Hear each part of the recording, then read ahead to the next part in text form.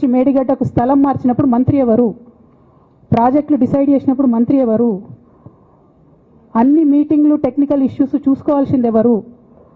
ఇవన్నీ రేవంత్ రెడ్డి గారు మాట్లాడారు. నేను మొత్తం అసెంబ్లీ స్పీచ్ చూడరు మీరు, వీళ్ళ మ్యాచ్ ఫిక్సింగ్ అనేది మీకు తెలిసిపోతుంది. ఏం మాట్లాడరు ఆయన. ఎంతసేపు కేసీఆర్ కాళేశ్వరం కట్టిండు, కేసీఆర్ కుటుంబం 1,00,000 కోట్లు తిన్నది. అరే 2007 నుంచి ఇప్పటివరకు కాళేశ్వరం 1,00,000 కోట్లు కూడా ఖర్చు కాలే. 1,00,000 కోట్లు ఖర్చు కాని ప్రాజెక్టులో 40 లక్షల ఎకరాలకు నీళ్ళీయంగా కూడా 1,00,000 కోట్ల అవినీతి అయింది అంటారు రేవంత్ రెడ్డి గారు.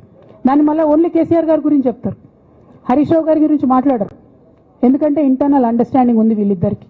నేను రామన్నను ఒకటే రిక్వెస్ట్ చేస్తున్నా, అన్న ఇవాళ మీతో బాగున్నట్టు వాళ్ళు నటించవచ్చు, హరీష్ అన్న కావచ్చు, సంతన్న కావచ్చు, కానీ వాళ్ళు మన మంచి కోరుకునే వాళ్ళు కాదు. వాళ్ళు తెలంగాణ ప్రజల మంచి కోరుకునే వాళ్ళు కాదు. వాళ్ళు కేసీఆర్ గారి మంచి కోరుకునే వాళ్ళు కాదు. వాళ్ళను మీరు దూరం పెట్టి రాజకీయంగా తెలంగాణ రాష్ట్ర సమితిలో ఇప్పుడు బీఆర్ఎస్లో పనిచేస్తున్నటువంటి హార్డ్ కోర్ కార్యకర్తలను దగ్గరికి తీసుకొని ప్రజా ఉద్యమాలు తీసుకొని ప్రజల దగ్గరికి పోతేనే మన పార్టీ బతుకుంటుంది, నాన్న పేరు బాగుంటుంది. ఇవాళ నాన్నకు సిబిఐ అనేటటువంటిది వచ్చిందంటే అది కేవలం హరీష్ రావు గారు, సంతోష్ రావు గారి అవినీతి వల్లనే వచ్చిందని మళ్ళొకసారి నేను గంటాపదంగా చెప్తున్నాను. ఇంకా గమ్మత్ ఏంటంటే ఇదే హరీష్ రావు గారు వాళ్ళ ఫాలోవర్స్ అంతా నిన్నటి నుంచి చెప్తున్నారు, హరీష్ అన్న చాలా కష్టపడ్డాడు, డే 1 నుంచి ఉన్నాడు అని. డే 1 నుంచి లేడండి. చాలామంది రిపోర్టర్లకు తెలుసు, సీనియర్ రిపోర్టర్లకు డే 1 నుంచి లేదు.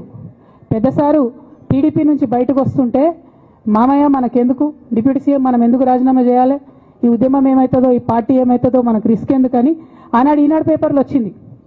1,50,00,000 రూపాయలు తీసుకొని వ్యాపారం చేసుకుందామని హరీష్ రావు గారు ఎక్కడికో పోయిందని కూడా వచ్చింది. కటింగ్ కోసం వెతికిన దొరికినప్పుడు ఎప్పుడో ట్వీట్ చేస్తుందని నేను.